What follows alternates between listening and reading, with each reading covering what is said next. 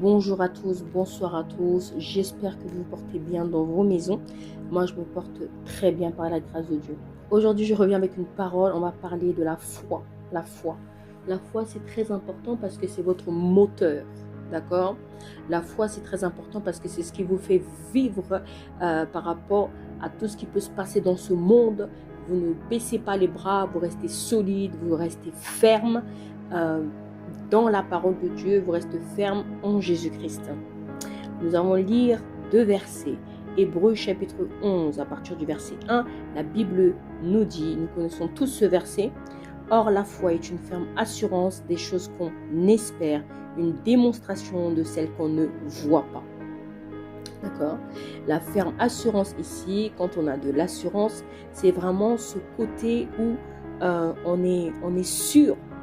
On reste ferme, on demeure ferme par rapport à ce que le Seigneur nous a dit dans sa parole.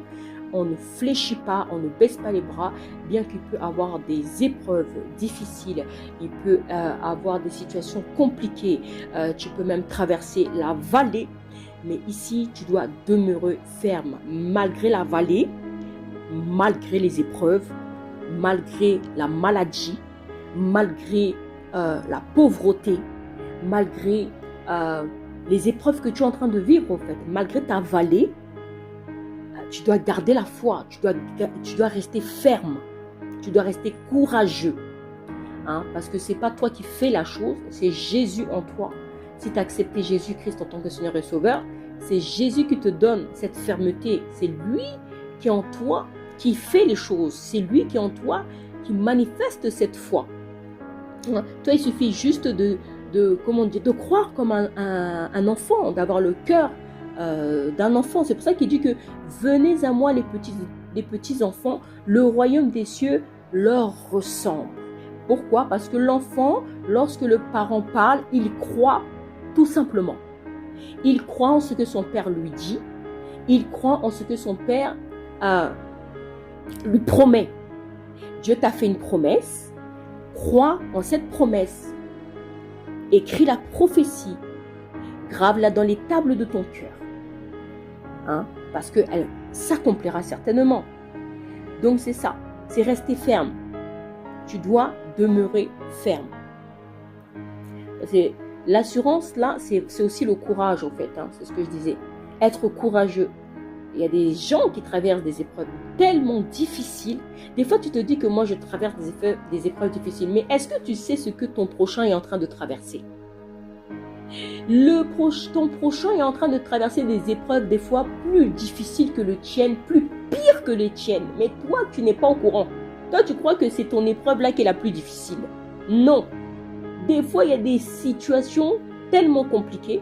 Et souvent, c'est les personnes qui traversent des épreuves compliquées qui sont les plus fermes, qui sont les plus courageux, qui ont plus la foi. Mais ceux qui ne traversent pas des épreuves difficiles, ils abandonnent facilement. Ils perdent vite la foi. Et pourtant, ils ne vivent pas des épreuves très difficiles. Les élus vivent des épreuves très très difficiles. En tout cas, si tu es un élu, tu vis des épreuves difficiles. Les élus traversent par des vallées compliquées. Pourquoi? Ce sont des sources de bénédictions. C'est eux qui ont la clé quelque part. Les élus, ce sont des sources de bénédictions. Donc, sache aujourd'hui, je t'encourage, si tu vis des épreuves difficiles, sache que tu es un élu. Tu as quelque chose à communiquer avant dans la fin des temps. Avant que le Seigneur revienne, tu as quelque chose à manifester sur cette terre. La gloire de Dieu va se répandre dans ta destinée d'une manière terrible. Parce que toi, tu te dis que j'ai vu des épreuves pour rien. Non, non, non, non, non, non, non. Le Seigneur, il n'est pas un Dieu injuste. Tu ne peux pas vivre des épreuves pour rien. Ce n'est pas un Dieu injuste. Si tu vis des épreuves difficiles, c'est que derrière, il veut faire éclater sa gloire. Si tu vis l'humiliation est égale la gloire. Quand tu passes par l'humiliation, forcément derrière, il y a une gloire qui se prépare. Je te dis la vérité. Il y a une gloire terrible qui se prépare quand tu vis l'humiliation. Les incompréhensions, l'opposition, le rejet, toutes ces choses. Je te dis la vérité. il y a une gloire terrible dans ta vie. Donc, accroche-toi seulement. Crois au Seigneur Jésus. Reste ferme, sois courageux. Il dit, c'est une ferme assurance des choses qu'on espère, une démonstration de celles qu'on ne voit pas. La démonstration, c'est ça aussi également que tu dois comprendre, c'est avoir cette conviction que le Seigneur va faire. La démonstration, c'est aussi d'agir en fonction de ce que le Seigneur t'a demandé d'agir. N'écoute pas les gens qui te découragent. N'écoute pas les gens qui ne croient pas à ta destinée. Ils ne sont pas obligés de croire en ta destinée. Oui, ils ne sont pas obligés. Ils ne sont pas obligés.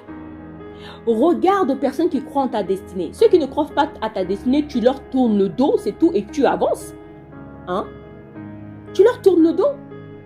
Ne ramène pas des personnes avec toi qui ne croient pas à ta destinée. Ne reste pas avec des personnes qui ne croient pas à ta destinée.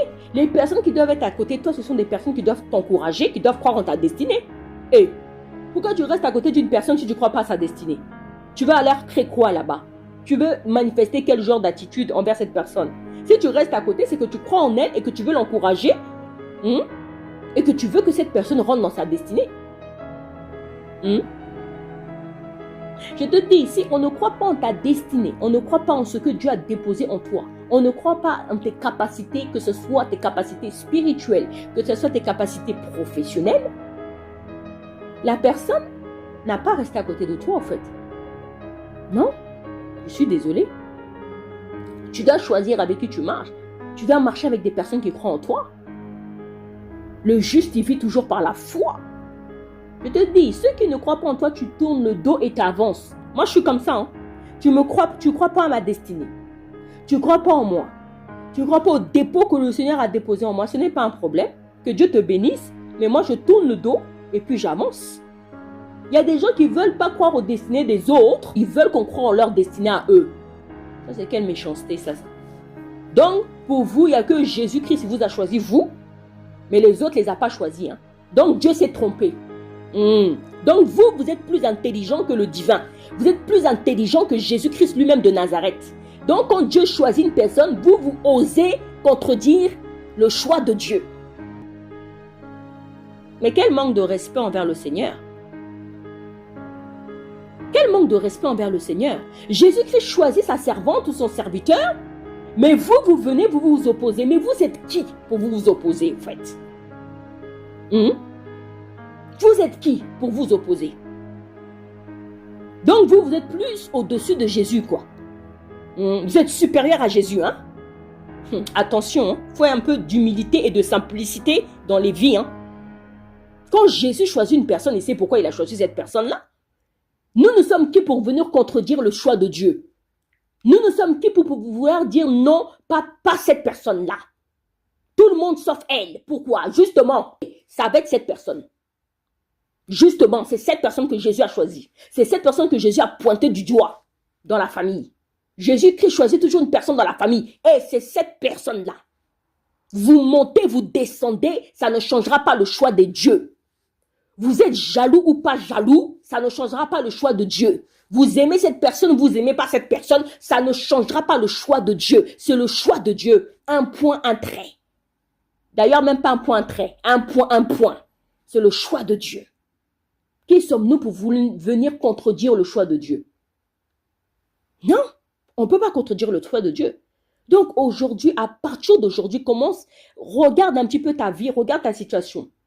Prends ce qui est bon de ce que je viens de te dire. Prends ce qui te concerne et mets en pratique. La foi aussi, c'est ça, mettre en pratique. Tant que tu ne mets pas en pratique, tu ne verras pas de résultats dans ta vie.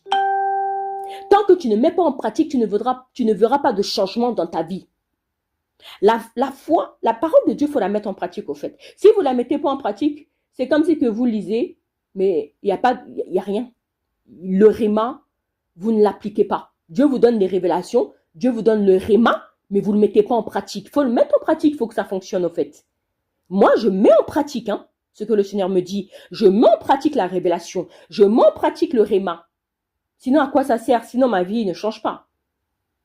Alléluia. Sinon, spirituellement, j'évolue pas. Donc, il faut mettre en pratique. D'accord? Donc, c'est ça. Soyez courageux, soyez ferme. Ayez la conviction de ce que le Seigneur vous a programmé dans votre vie. Ayez la conviction. Démontrer, c'est-à-dire vous bougez. Démontrer, ça veut dire que vous posez les actions. Démontrer, ça veut dire que vous choisissez de croire. Vous choisissez de quoi? Peur ou pas peur. Vous croyez, vous démontrez, vous agissez, vous vous levez. Oui, parce que des fois, tu peux avoir peur d'agir. Des fois, l'adversaire, il peut t'attaquer. Mais attaque ou pas attaque, tu démontres. Peur ou pas peur, tu démontres. Hein?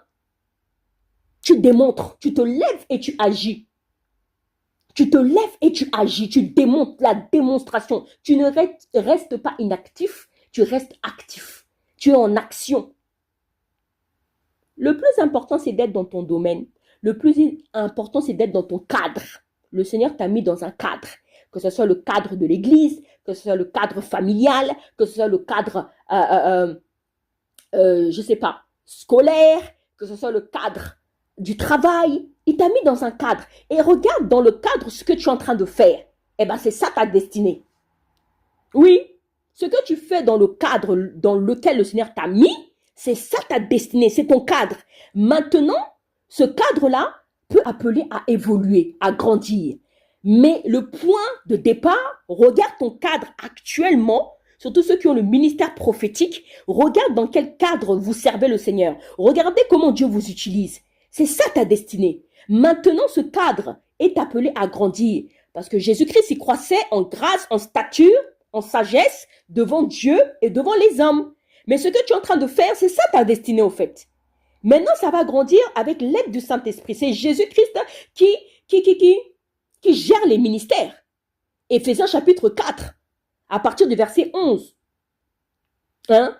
Il a donné aux uns les dons. Donc les dons, les 5 ministères appartiennent à Jésus.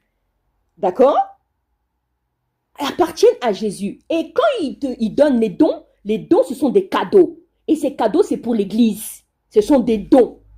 D'accord? Et quand il donne les dons, il met ces dons dans un cadre particulier.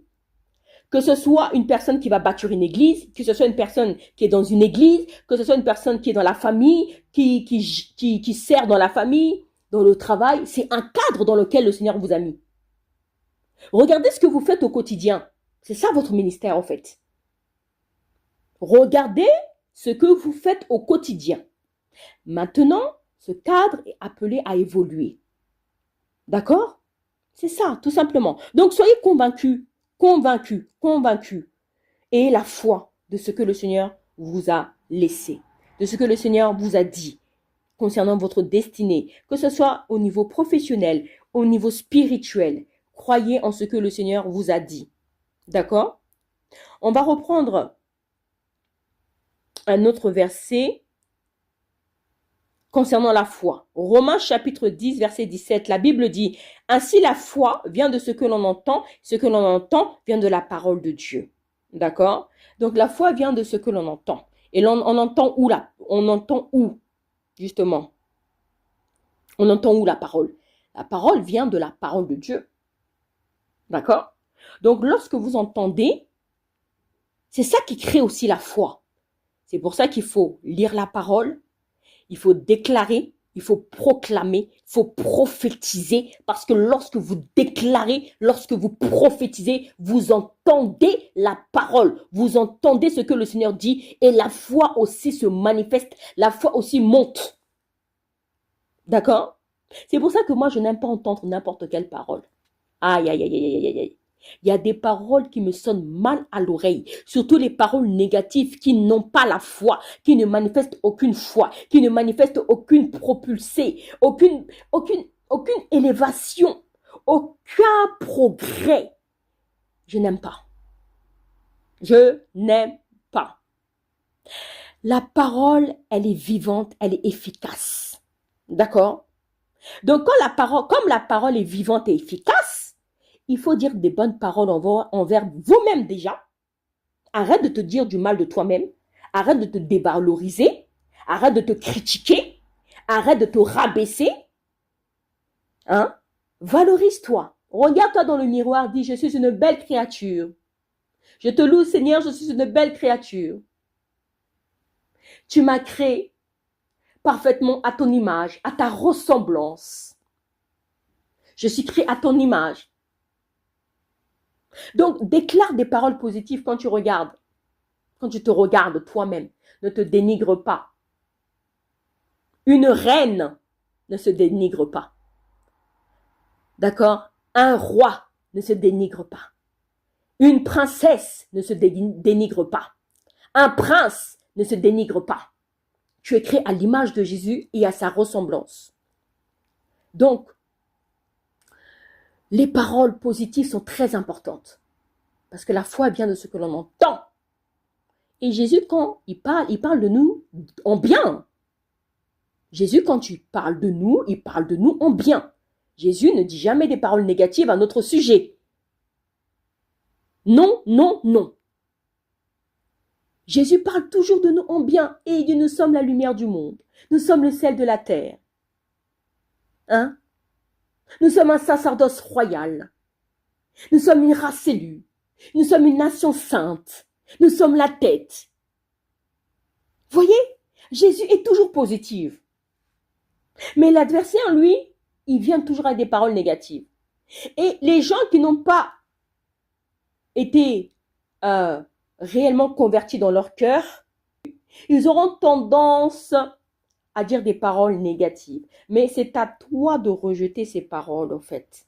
C'est à toi de faire ce travail. Et c'est à toi de choisir avec qui tu marches. C'est à toi de choisir avec qui tu fais parcours dans ta destinée. Hein. Jésus avait choisi les 12 disciples. C'est à toi de choisir avec qui tu vas marcher. Moi, en tout cas, je choisis avec qui je marche. Dans ma destinée, dans mon appel prophétique, dans mon ministère, c'est moi qui choisis avec qui je marche. Oui, oui, oui. Parce que le Saint-Esprit va me révéler les choses cachées du cœur de la personne. Ses vraies intentions. Si cette personne vraiment a des bonnes intentions, c'est moi qui choisis. D'accord? De toute façon, j'ai juste à prier. Si je prie, je dis, Seigneur, cette personne, elle est rentrée dans ma vie. Qu'est-ce qu'elle vient de faire dans ma vie? C'est toi qui l'envoies ou c'est l'adversaire qui l'envoie? Tout de suite, je vais voir les résultats de ma prière. Je n'ai même pas à faire du bruit. Je n'ai pas à faire du bruit. Je parle, je prie.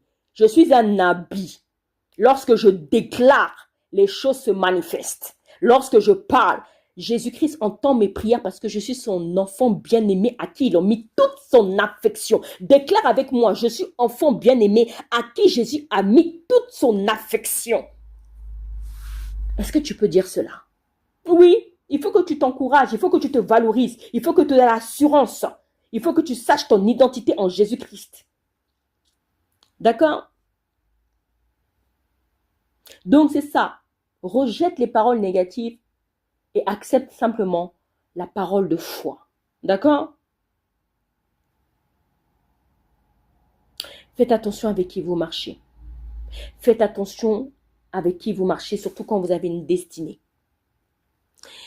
Écoutez, il y a des personnes souvent, quand vous avez un niveau de foi, et que eux, ils n'ont pas le même niveau de foi que vous, ou la même assurance que vous, ou la même fermeté que vous, souvent, ils ont tendance à vouloir vous ramener à comment je peux dire, un niveau inférieur.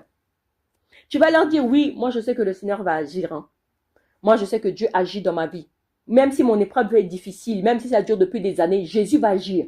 Mais eux, c'est là, oh non, tu sais, ouais, mais Jésus, il demande pas seulement d'avoir la foi. Hein. Eh, mais ces genres de personnes, je dis Saint-Esprit. Hey, finalement, si tu veux pas avoir la foi, tu vas avoir quoi d'autre? Mettre du sel, mais allumer des bougies, ou je ne sais pas où. Ou faire quoi? C'est quoi? Tu cherches quoi? La foi suffit amplement. Allez pas rajouter du sel, allez pas faire allumer des bougies, des trucs bizarroïdes qui sortent de je ne sais pas où là. La foi, ça suffit. Ils voient ton niveau de foi. Maintenant, quand ils voient que toi, tu as la foi. Maintenant, comme eux, ils n'ont pas la foi, ils veulent que toi aussi, tu ne puisses pas avoir la foi. Donc, ils vont te ramener à un niveau inférieur. Oh non, tu sais, ma sœur, il faut plutôt dire des choses comme si, faire cela. Non, non, non, non. Je crois en ce que Jésus a écrit dans la parole de Dieu. Ici, là, c'est écrit là, là, là, là, là. Pourquoi tu ne veux pas que je croie en ce que Jésus-Christ a dit? Donc, tu veux que je croie en ce que toi, tu viens me dire, qui n'a aucun sens, ni queue ni tête, aucune foi, aucune parole d'assurance, aucune parole d'encouragement, aucune parole de persévérance, aucune parole audacieuse, aucune parole, je ne sais pas quoi dire. Et c'est ça que tu veux que moi je croie? Non, je ne croirai pas en ce que toi tu dis, je croirai en ce que Jésus-Christ a dit. Je crois en ce que Jésus-Christ a dit. Tu ne peux pas m'emmener dans une foi inférieure. Non, je reste au niveau auquel Jésus-Christ veut que je reste. Voilà. Il y a des personnes qui sont comme ça. Hein? Ils voient que tu as la foi, mais ils commencent à vouloir te balancer des paroles bizarres. Des paroles où tu commences à perdre ta foi. Non, non, non, non, non, non, non, non, non. Le juste vit par la foi. Pardon. Le juste vit par la parole. La parole de Dieu est efficace. La parole de Dieu est puissante. Écoutez, lorsque vous avez une destinée, surtout une destinée prophétique, une destinée où vous êtes appelé au ministère prophétique, vous allez vivre des épreuves terribles. Oui. On t'appelle prophète, prophétesse. Tu auras les épreuves qui accompagnent ton ministère. On t'appelle prophète, prophétesse. Tu auras les épreuves qui accompagnent ta destinée. C'est pour ça que quand vous mettez sur les réseaux sociaux prophète, prophétesse, alors que vous n'êtes pas prophète, prophétesse, attention, be careful. Parce que vous n'avez pas les anges qui vous protègent concernant votre destinée, concernant ce ministère-là. Les anges protègent uniquement ceux qui sont appelés à ce ministère prophétique. Je parle du ministère prophétique, hein, je ne parle pas des autres ministères. D'accord? Bien sûr que les autres ministères aussi, les anges les accompagnent, le ministère pastoral, évangéliste, docteur et vice-versa. Mais je veux dire que tu es appelé au ministère, ok. Tu n'es pas appelé au ministère que tu te fais appeler prophète, prophétesse, pasteur, évangéliste, docteur. Il n'y a aucun... Dieu n'est pas obligé de te protéger par rapport à ta destinée, en fait. Il n'est pas obligé.